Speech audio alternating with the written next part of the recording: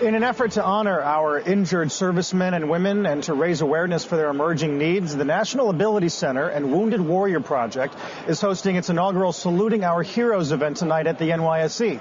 In honor of this event, our capital markets editor, Gary Kaminsky, is joined by a special group of people at the NYSE this morning. Hi, Gary. Carl, thank you so much, and I am truly humbled to be in the presence of Chris Waddell. Having done Kilimanjaro myself, summited in 2008, Chris was the first person who was the first paraplegic who unassisted summited Kilimanjaro. An amazing story.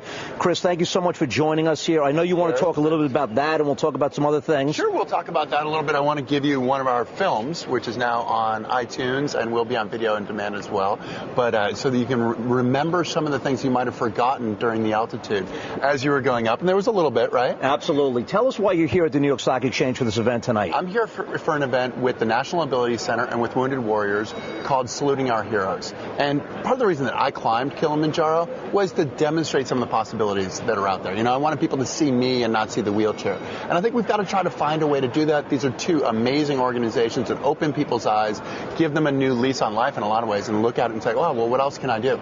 You know, you talk about possibilities, and I know you now are a great motivational speaker, and you talk on leadership.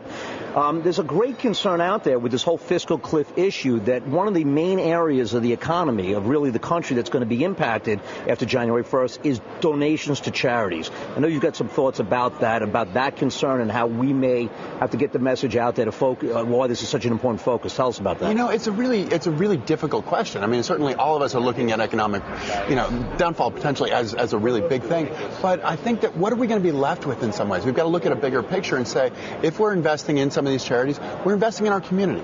And if we're investing in our community, we're investing in ourselves. And I really don't want to see that go away, because this is what's hopefully making our world a better place for all of us. And this great group here, Carl, these are people that volunteer their time, their efforts, and really their hearts.